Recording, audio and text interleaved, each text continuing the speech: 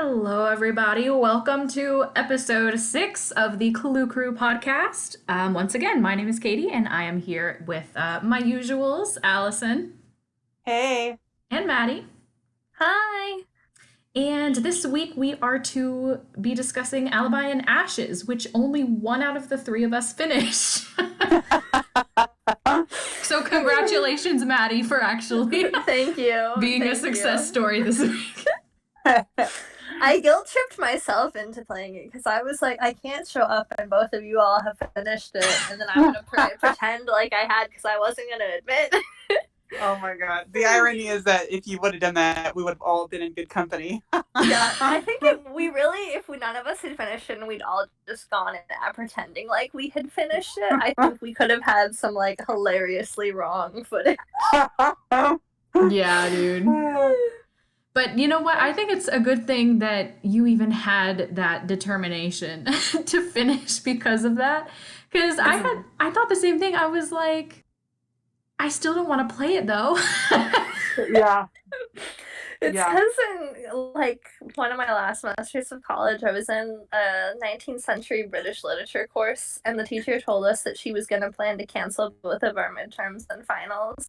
And so we just were graded on like whether or not we showed up and spoke. And so I didn't read any. I read like the first 100 pages of everything else, but I was so swamped with chem classes that I never finished the other like the rest of the book. And so the entire class I would just kind of like make stuff up, and the whole time I was so anxious and I was like, I don't want to live that situation again. So it was really just like those flashbacks that that kept me going. That's great. Yeah, I was not in the mood for that game this week. I was not in the headspace for it. I kept getting distracted with other stuff, and it just didn't happen. I did play it pretty recently though, so I think I kind of remember some stuff about it. And I played up until the point that we were getting fingerprints. So I guess that counts for something. Yeah, We'll try our best. I'm gonna be the one that's like just going along for the ride this episode because I've only played this game one time. Wow. Yeah, I don't know. There's very few games that I've ever played one time. It's just like this one, and then I think I've only played Silent. No, I've played Silent Spy twice. So I think this one might actually be the only one I've ever played once. Dang. Oh wait, no, Labyrinth of Lie I only played once. So I'm gonna be like, oh, interesting. I didn't know that. That's great. Outsider's perspective. Yeah, exactly. Always important to stay objective. Yep. This is actually a game that I replay a lot. I've honestly replayed this game probably 4 or 5 times just in the last maybe 3 years. Oh, wow. Like, I have no idea why. It's not like, okay, this game for me is definitely not like top 3 material or anything like that, or even top 5, but it's definitely in my top 10. I actually really love this game. I definitely will be playing this game probably tonight and finishing it because I'd like to like, get reacquainted with it because the first time I played it, I really wasn't too drawn in. Like there was nothing that was really like connecting me to the game. I did not like this game that much the first maybe 2 times I played it. Hmm. I didn't start enjoying it until probably within the last 5 years. Oh, interesting. Now I'm really interested to play it. I don't know why. I have absolutely no idea what it is about this game that I just enjoy. Like, structurally and mechanically, I don't think it's the best because Her Interactive, for some godforsaken reason, decided that you needed to call Nancy in order to switch characters rather than just switching from Bess to George by calling George as Bess. I know. I have no idea who made that decision or why everybody okayed it. But aside from that, I don't know what it is. See, I don't know either because this is actually the second time I've played this game. I've only played it like that first time, and I don't really remember a whole lot about it the first time I played it. I remember I also think I was a little disengaged. I don't know.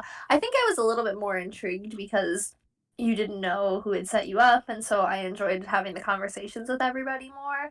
But this time knowing what was happening, it wasn't as interesting for me. I felt like which I don't usually feel that way.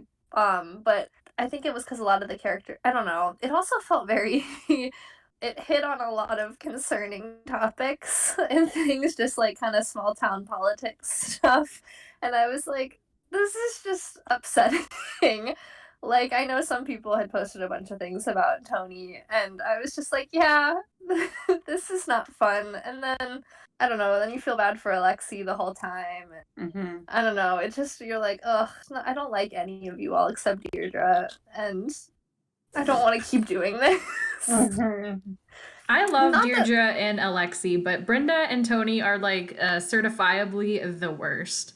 Yes, I agree. Brenda made me feel like she gave me the same feeling as Umbridge does from Harry Potter. Yeah. Yeah, it's like how condescending she is and almost gaslighting you when you talk to her about things and just totally steamrolls over and you can't win and it's just so aggravating and there's no possible way to fight back and it just makes me physically angry. Oh no. Yeah, see, I actually appreciate that about the character, honestly. Go on, Allison.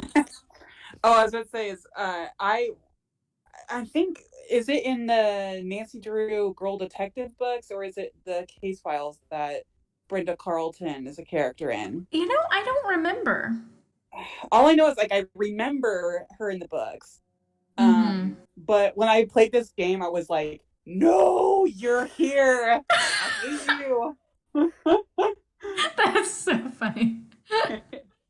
She's the worst. Absolutely.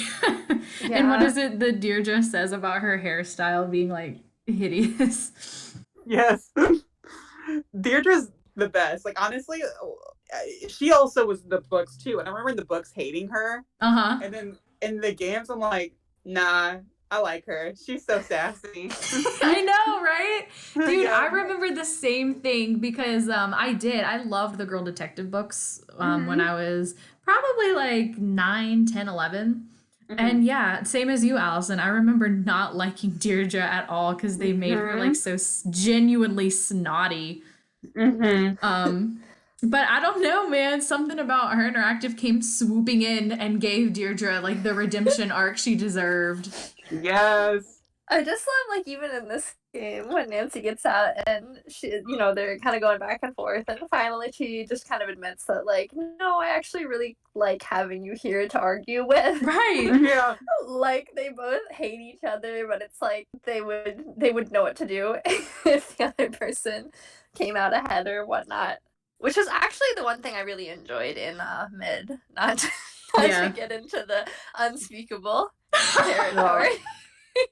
But yeah, it was nice kind of having and seeing that interaction play out in a different format because she is just a really great character. Yes. And then also speaking of her and Brenda Carlton, I know she mentioned the hair comment, but she also is like, "Oh, I'm so glad it was her. At least somebody horrible gets taken down for this or something else." That's just very sassy about it. We're like, "Oh, thank God it was someone." I hate that one woman too. I know. It's actually interesting because in this game you really do see more of the like catty and shallow Deirdre. Because I don't feel like it was until she was a phone friend in Deadly Device that they really delved into her emotional side and more like her badassery, you know what I mean? Because it's like we know nothing of her wanting to be a criminology student at the point of Alibi and Ashes. Yeah. I didn't even realize, like, according to this game, you don't acknowledge the fact that she's into solving mysteries either. Right. Yeah, that's true. Like in this one, it honestly just paints her resentment towards Nancy just being like petty jealousy because of the attention Nancy gets and because she's into Ned or whatever. Then yeah, like you learn later on in Deadly Device and stuff that she actually also enjoys mysteries and adventure. And that's part of why she doesn't like Nancy is because she feels like she stole her opportunity. Yeah. One thing on the Deirdre and Ned thing, which was kind of an interesting comment that I don't feel like I picked up on the first time I played this, is after Ned kind of takes her out on a date and Nancy is allowed to have a lot of jealous girlfriend moments throughout this game. Yeah. Took me by surprise. Man, really, I felt like it was uncharacteristically like Nancy's just like, please take Deirdre out on a date, please. I'm just like, okay, Nancy. Yeah, no, that's definitely like that. And I mean, you know, again, if you're being framed for arson and are like literally in jail, I can understand. Yeah, that. No, I don't think it was out of character at all, honestly. I just think it's more bizarre. It's just funny. So afterwards, when she actually gets out of prison, and she goes and can talk to Deirdre, she can like be very confrontational in the dialogue options. Oh, right. Yeah, so for instance, when she's talking to her and it's like, so thank you for helping Ned out and telling him everything we needed to know. And it's just like so clearly button pushing. That she's doing. And then it was interesting when Deirdre fires back at some point, like, it was just lunch and I don't actually go after other girls, guys. I'm not that kind of a person and I don't like bring you down. And I was like, hey, like, quality. Deirdre, she great, man. She just good. Yeah, like, she's kind of doing it to mess with Nancy almost is what it's implied to. She's like, yeah, I went out for, lunch, but, like, bottom line, like, he likes you or whatever, and we can just kind of have this whatever fake back and forth is. Yeah, no, I get that, and I appreciate that. I will say, though, and I don't think it's a secret to anyone, I'm not a huge, like, Nancy and Ned shipper. Like, I know I'm a purist, but I'm not that much of a purist. But I draw the line. I draw the line at canonical romance. But no, I get that though. Most of the couples that I like together are the ones it's like, I want to yearn for it. Like, make me want it. Exactly. And also, I think that Ned kind of pulls her down a bit, but that's just me. I might get some flack for that.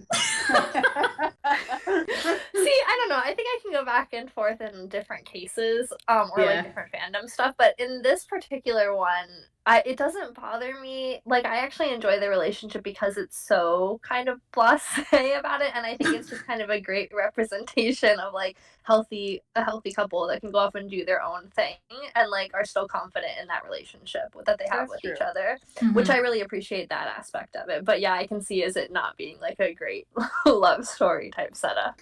Yeah, there are things that I actually love about Ned and Nancy as a couple. But why am I reiterating this? Just go read that long ass post that I made. I pretty much say it all. But anyway, Allison, so you're not much of a Nancy shipper. Yeah, but this game made me actually more appreciative of people that are wanting, Ned and Deirdre to be together. So it's like, oh, yeah, okay, I can get behind that. Yes. Do you remember back in the day when Tumblr was like filled with Deirdre shippers? Yes. Oh yes. I kind of missed that day and age. It was cool. Yeah, I understand the appeal of that pairing too. But that's because I've always had a soft spot for like unrequited love, especially when it's like the dynamic of the popular girl and the less obvious choice. Yeah, true. I don't know. See, for me, I think with the Deirdre and Ned, I almost feel like Deirdre's not actually interested in Ned, and is more, even for all of her hating of Nancy, kind of does have this underlying admiration with her, and kind of does want to have some sort of interaction. And I feel like Ned for her is the way to force that interaction to happen. So I don't know. It seems very superficial for me when I watch any of their interactions. True. Although one could argue maybe she has a crush on Nancy, so... Yeah, that's the other side of the argument. Yep. I think Mid kind of made that one a little bit more obvious, like, it did, didn't it? Oh, yeah, I was like, okay. Yeah. Well, thanks for joining us this week, guys. Yes. Great talking with you all. Let's see. I mean, if we want to continue down the character discussion stuff, I know Tony got a lot of hate on Tumblr this week. As well, and she I agree should. with it. Yeah. She didn't really bother me that much, like I said, when she would talk to me, and it was irksome. I was like, it's okay, I have other important things, like more important things to get worked up over, rather than your, like, petty comments. But Right. then at the end, when you know for a fact that Brenda did it, and she's like, I'm not going to help you. I don't actually care if you get sent to jail for a crime you didn't commit and slandered in the media. And I'm just like, oh. She's the worst. Low-key, I seriously dislike Tony way more than I dislike Brenda. And I know that's saying a lot, but it's because Brenda goes to jail. Tony does not. True. But Tony is just an underhanded, sleazy type of person who slaps a smile on her face to keep up appearances. Yes. And oh my god, she's just such a slime ball. I hate it. Also, she strikes me as like an insane like ageist. You know, like treating Nancy like she's some dumb kid. She does that to everyone that comes in. Hey kid, how are you holding up? Like, don't patronize me. I like to say the really aggressive dialogue where then she'd get defensive and then make her give me ice cream. Granted, she is a fake character. I mean, like, you know how the characters, there's certain things that are just set and they don't, like, they just are programmed to say, so it's, but I still felt like, haha, like, I asked you a question and she was like, I don't like what you're implying, Missy, or whatever, you should be careful, and I'd be like, screw you, now get me some ice cream. I love doing that. Yeah, I also was playing this game very sleep deprived when I did most of it yesterday, and so, like, my ability to tolerate 90% of what she was saying to me was very low, so in my head I was doing a lot of imaginary backtalk. Well, I still love and adore Bess Marvin. Yes. Always and forever one of my favorite characters in the Nancy Drew universe. Bless her heart. I love her. Yeah. She's so sweet. I loved how committed she is to staking out Deirdre and eating everything on the menu just over and over again. I like the comment she makes where she's like, if I keep eating ice cream, like, forget the summer dress I bought. I'm not going to be able to fit in my house. It's like the way she says it. Something with like the lilts in her voice. Her voice is so precious. I love it. I love her voice actress. Yeah, I think. Sorry, go ahead. No, go ahead. I was going to say, I think her voice actress, her first game was in Crystal Skull, right? Yes, you're right. Because I remember they changed, and at first I was like, whoa, she's different. But immediately I fell in love with her voice actress. I was like, oh my gosh, she's perfect. Yeah, I know. For the longest time, like, I was very, very attached to the mid-tier, like the mid-range Bess and George duo. You know, like the one that's in Shadow Ranch and Blue Moon Canyon. Which is great, but I think it's a totally different like iteration of Bess and George. Yes, agreed. They make me think more of like if the classic book series characters were in the games. But then I think the newer version of Bess and George from like Crystal Skull is my personal favorite because I think that they just capture the characters better for how I envision them. I don't like the George voice from Shattered Medallion though as much as the other games. Yeah, I agree. So then question becomes, what are your guys' favorite character models for George? That's a tough one because I don't like any of the character models for Bess because I love her and I'm very picky with it. My favorite character model for George though is definitely Alibi and Ashes. It's the closest to where my mental image of George has always been at. Personally.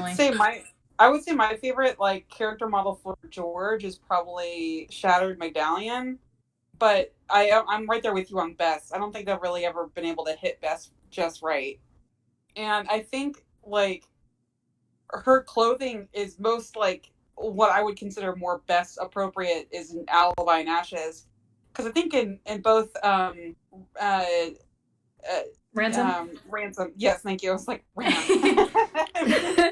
I think with Ransom and with Shadow Medallion, her outfits just look so odd to me. Like that. Yeah. It's just odd choices. Agreed. Yeah, I actually think I like the Alibi and Ashes the best also, and then I agree. I prefer the George from Shadow Medallion. Mm-hmm. I think I would Not that I pick. dislike this one either, though. I think I would pick Bess for Alibi and Ashes too. Mm-hmm. Just because Yeah. I don't know if I'm the only one who does this, but I literally like associate certain colors with the different characters. Mm-hmm. And so like that soft blue and the baby pink is what I associate with Bess. Mm-hmm. I really like that her dialogue was pink too, because I also very associate with her with pink. Mm-hmm. Mm-hmm. And I associate George with green and white. Same, actually. Oh, yeah? Green as well. That's interesting. Yeah, which I thought was weird because then when she was driving, when I was playing in storage in this game, and she was in a green car, and I was like, oh, maybe this is where it comes from, or is it? I don't know. I am not in favor of Bess having a yellow car. Like, I'm not down with Me that. either. I'm high key not okay. Bess should have a white car, personally. I can see that. Actually, you know whose car upset me more was Ned's car. It just, the weird dark blue made me feel like it was like a little old man car. Which, That kind of tracks, though. that's true too. I actually like Ned's car. Yeah, now that I'm thinking, I'm like, yeah, I guess that does fit. I don't know why. Maybe it's just I don't like Navy that much. See, personally, I like Navy. But, you know, I could also see Ned having a red car. Maybe. See, that seems too cool for him. Or like Yeah, like a green Jeep. Yeah, honestly, actually, yeah, I could see that. I think a Jeep is too, too out there for him. I can only picture him in, like, a Civic. Like the most dependable dad car. I get that, yeah. Or maybe Yeah. like a nice Camry. See, in my head, the Jeep was a hand-me-down from said dad. Kind of beaten up. Oh, yeah, I could see that. Welcome to the podcast where we just go off on random tangents. I mean, I think this is the appropriate game week to discuss our opinions on the classic characters. I agree. True, very true. I mean, I guess we could just kind of talk because it is kind of the classic. We're actually in River Heights, and you know, I don't know, what are like your head canon / how you view each of these characters. Like, I know we talked about kind of modeling and visually, but I don't know, more than that, we could kind of. How do you think? Deep character analysis of everybody. Yeah, let's go. I love it. Who wants to start? Let's talk about Bess and George in this game. In this game or in general? Like our In general, or both. like our headcanons and perceptions of the characters, or are we talking specifically about how we felt about that in relation to how they're portrayed in this game? I say let's go general. General. Oh yeah, okay. And then we can dive in. I mean, you know, one or the other. How do we even start talking about this? Like, I don't. like, okay, I don't know what that noise was. Bess for me is she's not really like the glam kind of girly girl where she likes expensive makeup and like, you know, brand name stuff. I just see her as being more soft and cute and girly. You know, like less of the Instagram, Tumblr aesthetic kind of person, and more just like generally adorable. No, I agree with that. Like I said, I think she's very pink is what I think of it, but it's kind of like, I don't know, you're right. Soft is a good word. Like she's girly, but it's not necessarily with any of the kind of girly girl connotations that are so negative. It's like, this is who she is and this is what she likes. And it's just, we leave it at that. And that's kind of, there's nothing more or less to it. Right. I always kind of like about Bess's character is I feel like even though she is, you know, quote unquote girly, it's never like in a negative connotation. It's just that she's, you know, really fun and bubbly and happens to really love, you know, pink and sparkly things, but it's not like I don't know, it's never painted in like a, you know, superficial way. Right. Yeah. She can, you know, like pink and keep up with the fashion designs and celebrity gossip, but at the same time is super intelligent and has a great group of friends, and for sure. And no one kind of judges her for that, even though clearly Nancy is not that way.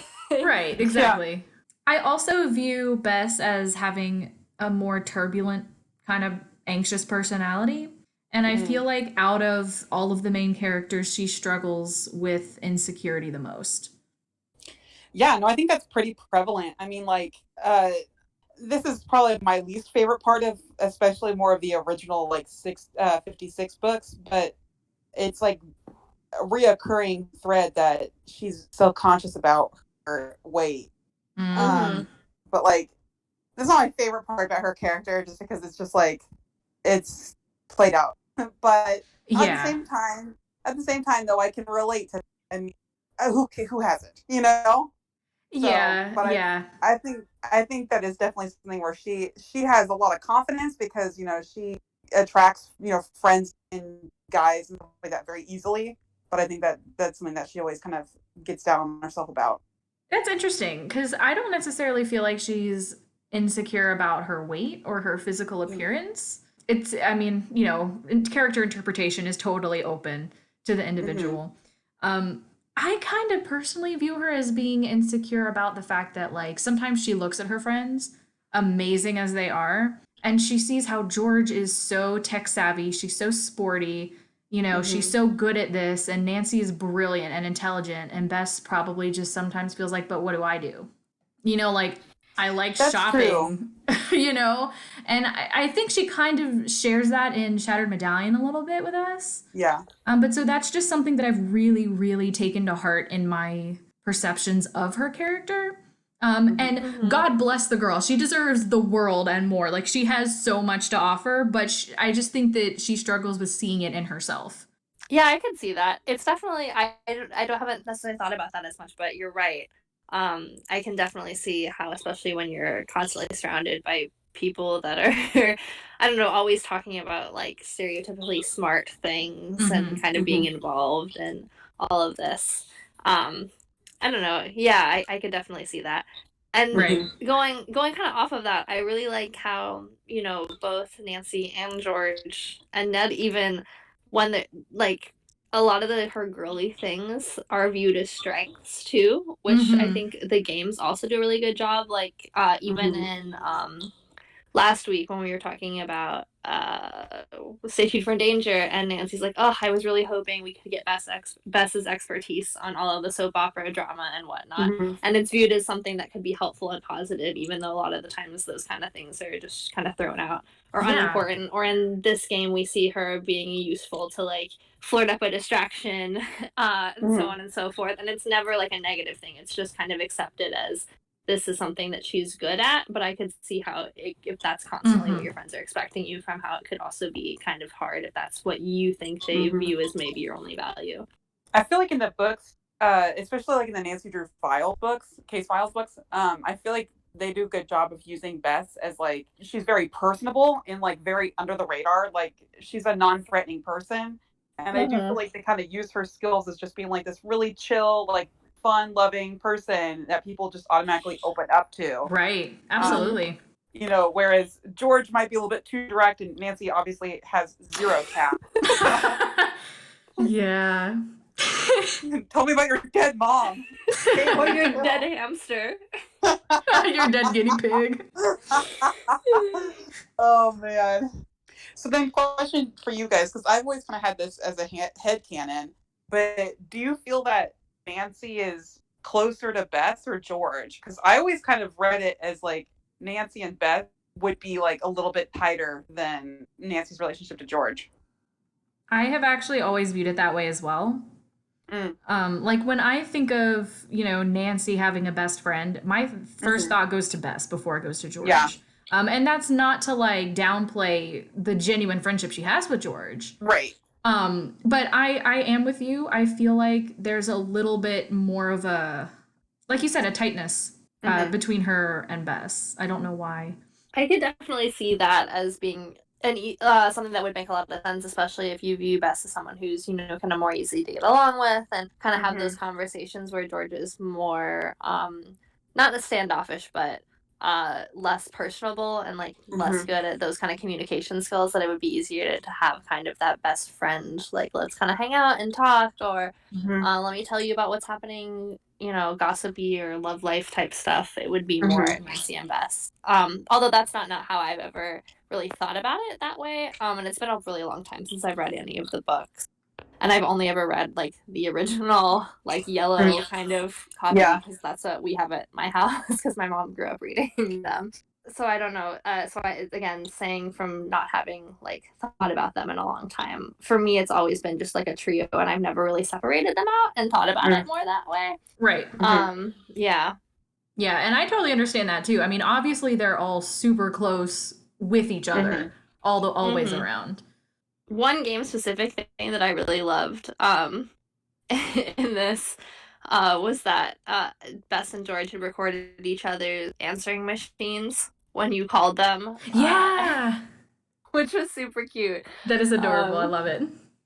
Yeah, if anything, actually, I think thinking for me and headcanoning their friendships, I almost feel like Bess and George are the closest ones. Like they're best friends with each other. Yeah, and then Nancy's almost friends with the unit more than either of them individually. Interesting. I've kind of always kind of read it that way too, because it's like my sister and I are inseparable. Like we're super tight, and the two of us have a really really close friend. That's more of like my sister's name is Emily. Like more of like Emily's best friend, but like she's also my friend as well, and we're all really tight, you know, together. But like Emily and I are like, we have a very, very tight-knit relationship. So it'd be like, we're the best friend and all together we're kind of a trio, you know? Right. So I always kind of read it like that. I mean, that kind of makes sense, the family thing, and then the one that's not family. The cousins. Right. And I mean, plus you also have to think Nancy is always traveling, so all of the time that Nancy's away solving cases, Bess and George are probably still hanging out together at home. So it's funny. Sorry, go ahead. Oh, no, you're gonna. I was gonna say, it's also funny, going back to kind of this game specifically, when Tony is complaining about all of the cases that Nancy has, like, solved within River Heights. It's made River Heights look bad. And the whole time I was reading it, I was like, when did she have time for this? Was she even home? In between, like, in this particular universe? Like, is it just in the 2 days in between your plane rides, you're checking into government scandals? That's true. Because I could see how that could get really annoying from Tony's perspective. It's like she's literally here maybe a solid week out of the entire year, and within that entire week, she still accomplishes more than the rest of us do in a year. Yeah, exactly. I did have a game-specific question. Do you guys have, like, certain tasks throughout the game, from what you remember, I guess, that you prefer to give to a certain character? Yes and no, and I could be wrong in remembering this the first time I played it, but I remember the first time I played it, I think I mostly played as Bess, and I went into the antique shop and broke the vase and whatnot, but then I kept going back as Bess, because then as Alexi started kind of opening up, I felt like there was this kind of really sweet, like, relationship between him and kind of this person that he's judged really harshly as sort of this, like, klutz and whatnot, and then reconciling that by opening up as he realizes that she actually really cares about her friend and wants I thought you couldn't go back and talk to Alexi after that, because every time I tried, he kicked me out as Bess. So this is what I'm questioning. I'm like, this is how I remember it. I could totally be remembering it wrong. It could have been George that this happened with, but I could have sworn in my head it was Bess, and that's why I say it with caution. This time I mostly just wanted to have one person have everything, so I didn't need to keep calling Nancy to switch between them all. Yeah, I totally understand that. I am one of those people who it literally did not ever occur to me that I could complete this game without knocking over the vase. Like, there was a part of my brain that just for some reason assumed that that was a necessary, like, scripted event that you eventually have to do anyway. Like, I don't know why. It literally never occurred to me that I could just skip that. I never would have dreamed that you could skip that. But no, Maddie, your point about thinking that you went in and talked to Alexi as Bess later on, it's interesting because I thought I read a post on Tumblr that kind of implied the same thing. And I was confused when I saw the post too, because I was like, well, maybe it was just a typo. Maybe they meant George or something. And I didn't really think much more of it, but. And see, again, I could totally be misremembering it because I've literally only played this once prior to this one. So it could be George, and I have totally flipped them. And again, I did that with the Hardy Boys after whatever that one is called. Oh yeah, Train to Last Train to Blue Moon. There it is. Because in my head, that's when I permanently thought that Joe was a brunette and Frank was the blonde, and like the fact that it's flip flopped is totally rejected, and my brain refuses to handle it because Joe in my head looks like Frank from that game. I am curious though now. I know. I go back and try it. Yeah, I am very curious. If you guys know, like anybody who's listening to this, if you know of like if there's a certain trigger in the game or like at a certain point that maybe something happens and Alexi will talk to Bess at some point. I don't know. But if you're aware, please let us know. Yeah, let us know. I'm really interested now. Did you guys want to talk about George now? Yes. Yeah. So I know there are a lot of different, and I know this isn't like personality either. I'm still kind of talking about looks, but there are a lot of different versions that people have for George. But my George has always just had like really simple, basic, like short brown hair. Like, yeah, I imagine that it hangs off of her neck. I don't picture her with a pixie cut or anything personally. I just picture her with generally like short brown hair that's maybe like a little below chin length. Yeah. That's funny because I always picture her with a pixie cut, but like not super like chic or like stylized pixie, just like a very simple pixie cut. Yeah. I don't know. I think I fall more towards long hair, but it's not like it's definitely more kind of choppy. It doesn't like, even though it's more like neck or chin length, I still view it kind of choppy and disoriented and a little messy. I was just curious because I know I've seen a lot of varied interpretations of how people visualize George. So I don't know. Cool. I feel like I don't have as many headcanons about George. Yeah, I feel like I think everyone kind of views her the same, and I think I mostly agree with that. I mean, I could be wrong, but I mean, yeah. she's a real one. She's a true homie. She will have your back. I think the biggest headcanon that is like the most widely accepted is that George is queer. Yeah.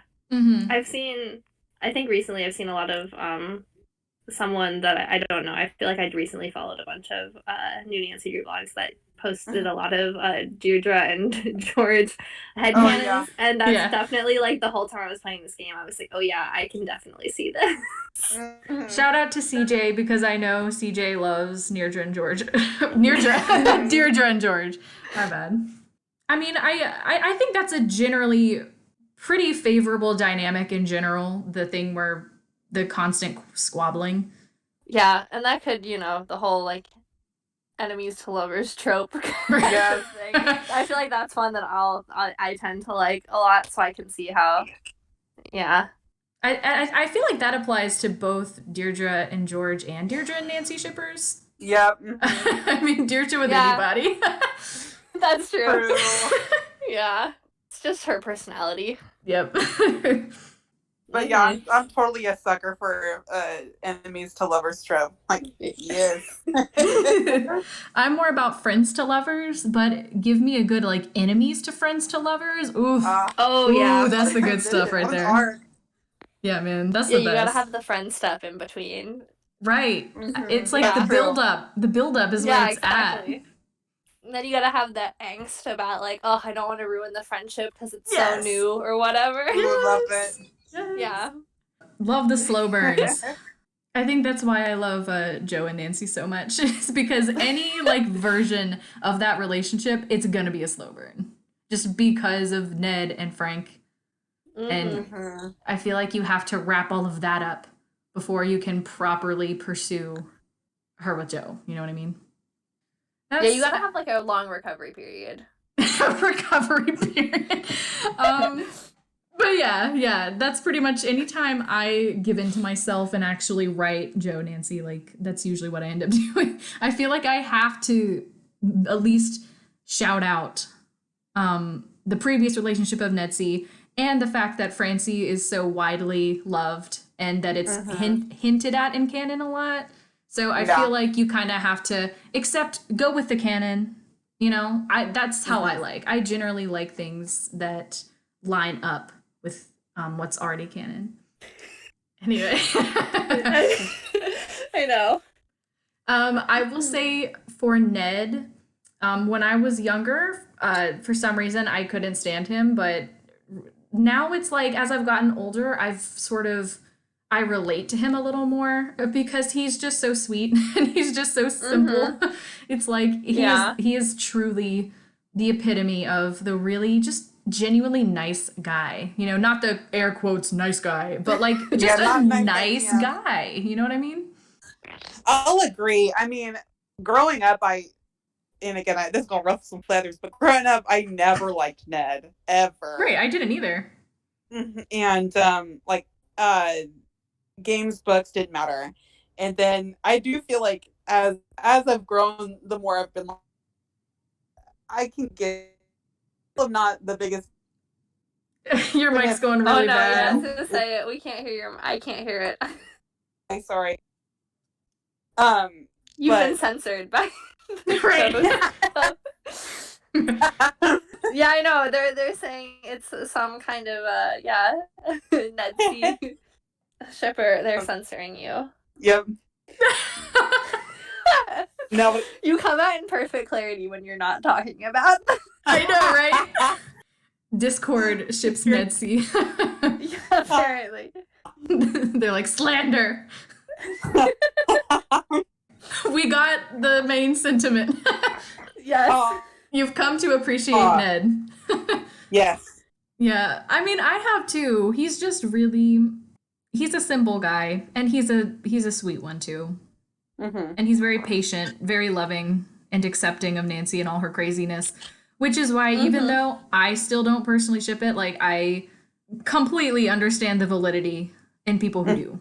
Same. Yeah, that's, again, like I kind of mentioned before. I also just like thinking now back to when I did read the books, because I read them after I had played the games. And I remember I didn't like Ned in the books as much as I liked him in the games. And I think, again, for me, it's just, I really like, just how sweet he is and understanding. And there's no real drama in their relationship. And I think when I start to dislike them is when, I don't know, people do try to introduce that drama. Like, especially the whole mid nonsense. Yeah, let's not. You're just annoying. And then even in what's the other one? Captive Curse really bothered me. In some ways, I actually disliked the forced relationship drama in Captive Curse even more than in Sea of Darkness. Because I felt like in Sea of Darkness, it's like, you know, they started it, whatever, they're having issues, but then they continue to resolve it, and I don't know. It's like you end up getting something from the gift shop. It felt a little more like it served some kind of purpose. Like, even if it wasn't a very significant purpose, it just felt, I don't know. Yeah, it felt very kind of contrived and thrown. And it's also, like a lot of people have said, it's hard to kind of, for me to believe all of that drama, especially when you start right off the bat with, secrets can kill and stay tuned for danger and so forth, and all those like really classic games when like every time they'd hang out would be like, I love you too. Just kind of this very accepting relationship where he's like, yeah, I know my girlfriend runs off like 90% of the year to go solve cases, and like that's really cool, and like let me tell you stories about Nan. Like I kind of picture him almost, very like dad persona, has a picture of her in her wallet, and he's like, let me tell you about my awesome girlfriend and what she's doing like right now. Oh, yeah, I can see that for him. That's true. I can get behind that. What a little cutie. It's just kind of super cute and not like, it's not anything particularly super romantic, but it's just sweet and very stable, and I like that about them.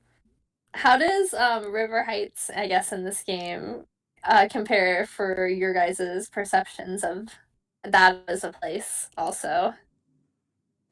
This Uh, game is River Heights to me because I had never really thought about it before. mhm, Like, I don't know, I didn't really have any preconceived idea of what River Heights would be like in my head before I played Alibi and Ashes. So mhm. naturally, when I played this one without any of my own ideas, it just kind of became my idea. For me, I had like a very like good of what like as much as I'm a River Heights, more or less being canonically like a Midwest. I always as like a suburb of like but more of like a Southern California uh suburb. So I pictured like the architecture was a little bit more of like that. From the bits and pieces I'm gathering of what you're saying. Dang, I'm Yeah, sorry. Wait, hang on. I'm I'm telling trying new you, headphones. it's left over from the Discord Dead Sea showing Granger. I'm Great. surprised you haven't been hit with your Jancy views, apparently. Discord Oh, is also apparently pro Jancy. yeah, dude. They've not cut you off at all. I mean, okay, listen, I will say, in defense of my sad little cannonless ship, I feel like. It really is. It's so empty. I know, it is depressing. But I feel like anybody who is first introduced to the idea of Jancy does not have any kind of like fiery hatred towards it. Not that I've met personally. And if you do have a fiery hatred for the idea of it, please do not let me know, because I will fight you. It's just such a cute ship. Like, now that you've opened my eyes, like, I'm like, oh, it's so sweet and adorable. I know, dude. Like, I get it. I get it if people aren't gonna like be all gung ho about it, like me and Megan are.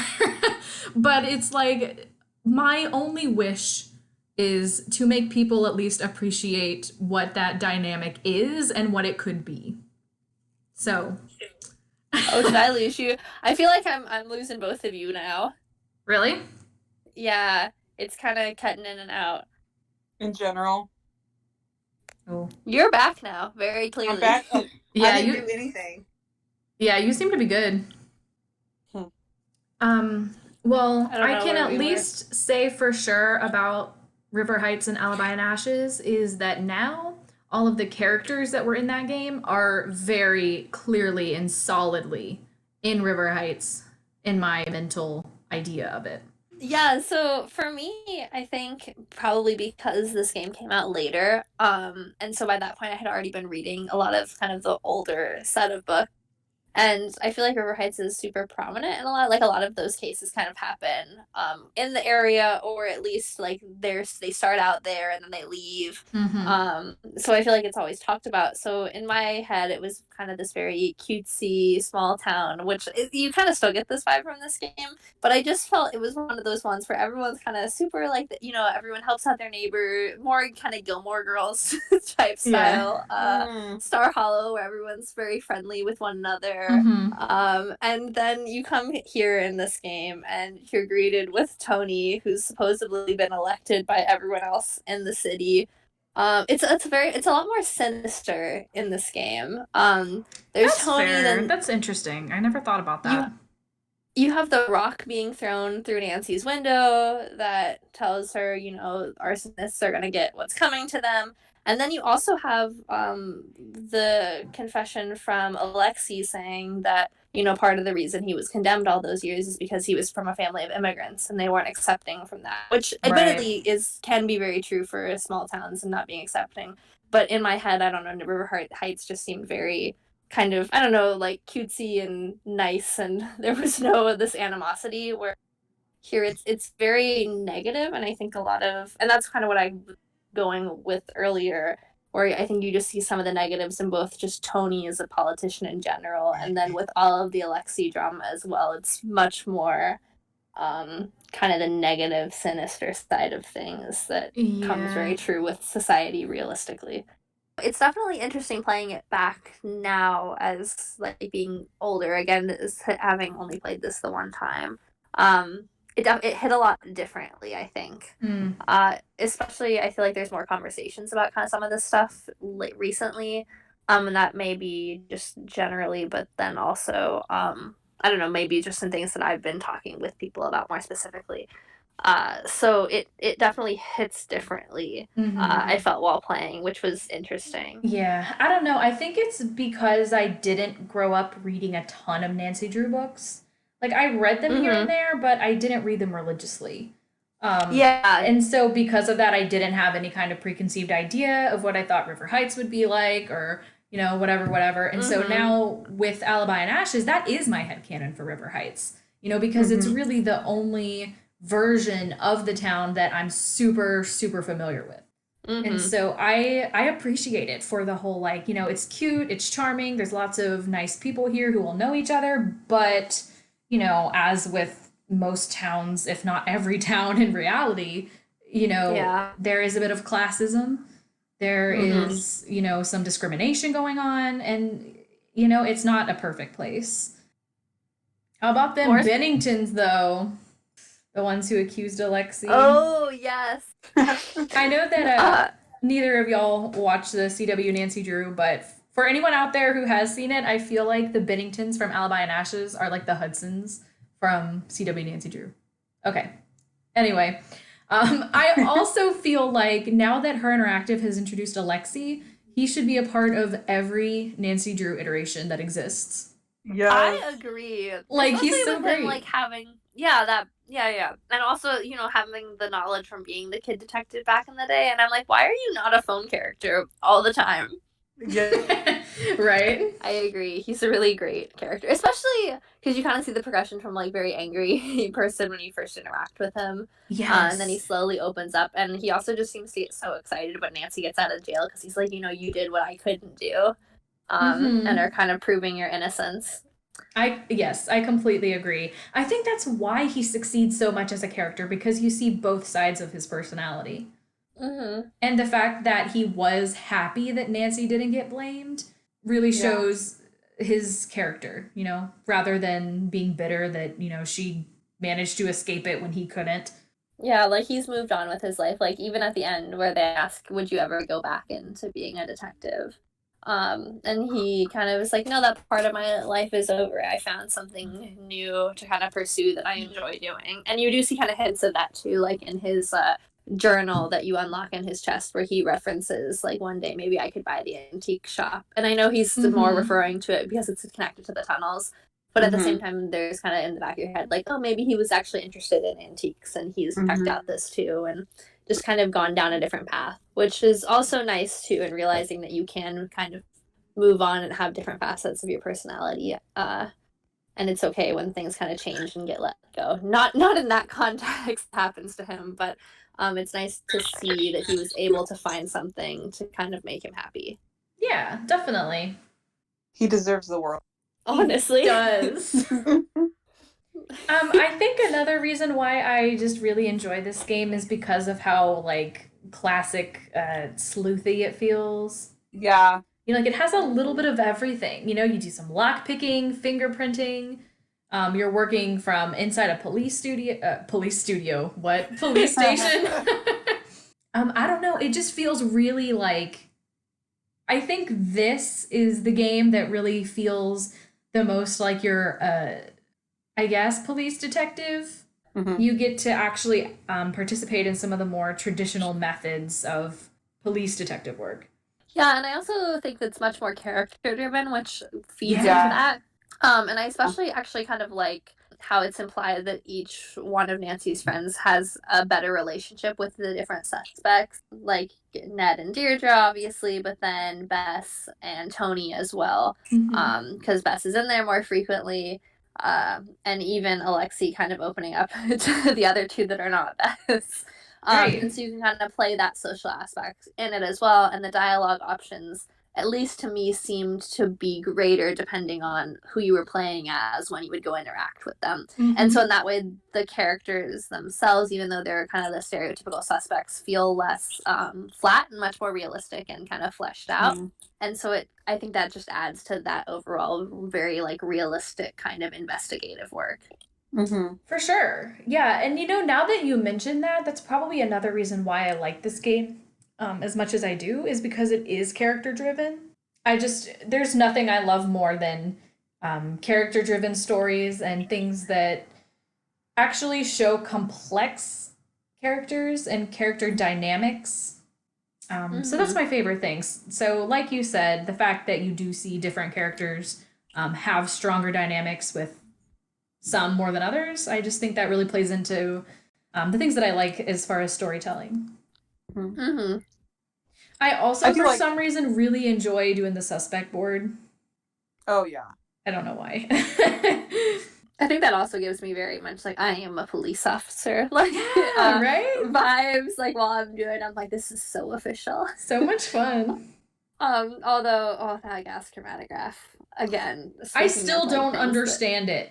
Flash me back. I don't know what that readout is. As someone who had to read gas chromatographs, like the one that she gets from her dad, I think it's supposed to be maybe in percentages, and like it's 99 point. I don't know. Is it percentages? Because I literally, to this day, I have no idea what it means.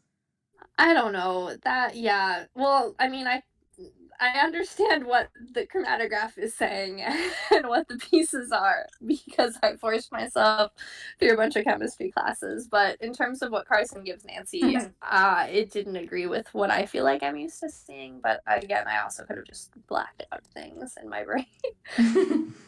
But yes, all the evidence is a lot of fun, I feel like, to collect. I love that she bags a lot of them, even though where's she getting the bags? I like to think that she also thinks like this is her one shot to play detective, and that these should be bagged. Yeah. Nancy gets arrested with like literally no evidence whatsoever. They're just there. Yeah. Go to jail. That was really frustrating. Not to mention the one like rookie cop who lost his keys. Oh my god! All around all around the Pancake city. Yeah. Yeah, Pancake City, in which I was like, oh, we're gonna go visit a neighboring town. Nope. Like when I played this at age, oh my god, what, like 13 or something? I was like, oh, Pancake City. Interesting. I thought it was gonna be in River Heights the whole time. Oh, but you know what we haven't brought up yet is the fact that the Hardy Boys are not in this game, and it makes me so mad. For real. Yeah. Like, fake. It's sad. Like... It is kind of sad, yeah. This would have been, like, the perfect time to have us play as Frank and Joe. Yeah. Like, I understand they probably wanted to just get Best George and Ned more involved, and maybe they felt that having Best George and Ned plus the Hardy Boys would be too much. But, yeah, no, it's absolutely fake news. There's no way that they wouldn't have dropped everything to be there. And the only other resolution is if Nancy just didn't tell them in the first place. And it's like, why would you not tell them that you're in jail? Didn't want to advertise her brief time as a criminal. Or, someone knocked out Joe, had him held hostage somewhere. Oh, wait. So he Why wasn't not getting Frank? the calls. Why not knock out Frank instead for once? They figure one already has the head damage. So just make it worse. Yeah, well, yeah. I love Frank too, but not right. I mean, kind of separate, but one place that I also really like in this game is the Drew house as a whole. I think it's really well animated, and I really like it. So beautiful. It's so pretty. I love all the light in her house, like all the windows. Yeah. And then kind of her cool, she's got like one of the slopey ceilings in her room. I know, dude. The whole decorating of her house is gorgeous. Oh, I want that house. It is beautiful. It really is. Also, as a pianist, I love her grand. Yes. That piano is gorgeous. Oh, another reason why sometimes I have a hard time getting through this game is because I get distracted playing Number Punch for like 40 minutes straight. I saw your post about like the number champ number punch championship, and you had like 30 something seconds as like the current leader of the leaderboard, and I feel like we just need to take a moment to acknowledge that because I am blown away. I love number punch so much. I struggle with it so badly. Like, even just to get the top score, to get the key, takes me forever. Really? So major props to yeah, for some reason I always like it's one of the really big obvious ones that's right in your face and I can never see it. And then I immediately forget where all the other ones were and it messes me up. But it definitely is a lot of fun. It is so much fun. But I find the same thing. It's always the huge ones because like the numbers, depending on which number it is, especially, sometimes they just get really stretched out. And so your eyes don't immediately register it as that number because it's like out of proportion to what you expect it to be. But let me tell you, the problem with doing speed number punch is that as soon as like you struggle to find one number, you're like, oh, screw it. And then you're just you're like, it's not even worth it. Yes, you get angry and you just want to start over. Like that's me every single time.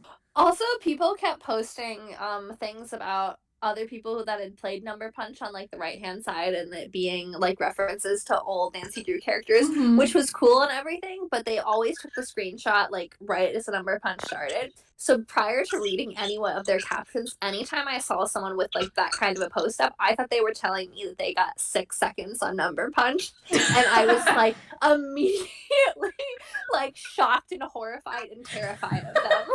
I genuinely don't think that's possible. I know, but every time I fell for it, it didn't matter. I like the same thing got reposted a couple of times, and every time I saw it, I was like, "Oh my god! Like this person could destroy me with a glance." I don't know how they did it, and I'm not sure they don't have superpowers. That's incredible. What do you guys think about the dynamics between like George and Ned and Bess and Ned? I kind of feel like Bess has a tighter friendship than Bess has what? Like Bess has a better relationship with George. Oh, sorry. Bess has a better relationship than George with Ned? Yes.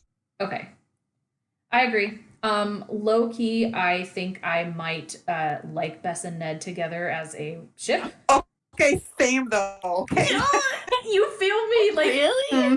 I absolutely am 100% wholeheartedly here for this. Because, listen, like, he just wants to settle down. He wants to live a nice life with a nice girl who loves him, who he can give all of his love and affection to. And Bess is so that person. She's so, like, sweet and bubbly, and they just match in that way.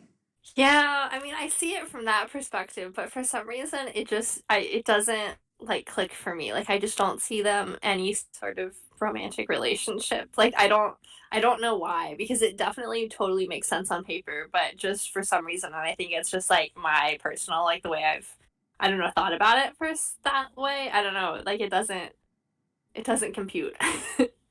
I mean, hey dude, we're not a crazy fandom. Ship what you want. Like, don't ship what you want. I don't care.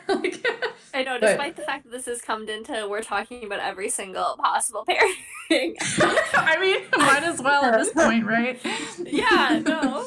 We're committed. But yeah, like, you know, you do no judgment, and like, you know, if you like something, good for you. Like right. Yeah. I think part of it for me, it might be just because for me, their relationship seems much more like, oh, a friend of my girlfriend kind of a thing. And so I always view their relationship through that lens. So it's hard for me to kind of think of them as anything outside of that. You know what? That's another really fair point. Because in my brain, that's not a factor because Nancy is with Joe. And I'm sure in Allison's brain, it's not a factor because Nancy is with Frank. Yes. So we're just like, yeah, go for it. Yeah, listen, we're evenly balanced here today. I would say George and Ned, though, I'm obsessed with them, like, on a platonic level. Yeah, they're who I see more as friends, and I don't know if I have a good explanation for it. I just think maybe George could talk about, like, is really into, like, a lot of interesting stuff, and even though Ned doesn't seem to do a lot of that stuff, like, even in his relationship with Nancy, he's just very interested in everything. So I could see George kind of like info dumping and Ned being like, this is so cool, and having kind of that cool like friendshipy platonic relationship that's really cool. I made the post about feeling like they have an ongoing competition and who can keep the highest score on Number Punch. Because George is so competitive and Ned is just like having fun with it. Yeah. With the fact that she's so competitive about it. Like, I don't know. I just feel like they'd have a lot of fun little things like that. It's like what they do while Nancy's away. It's just take turns hanging out with Alexi. Yep. Well, we talked a lot about characters. Not so much about Alibi and Ashes. True.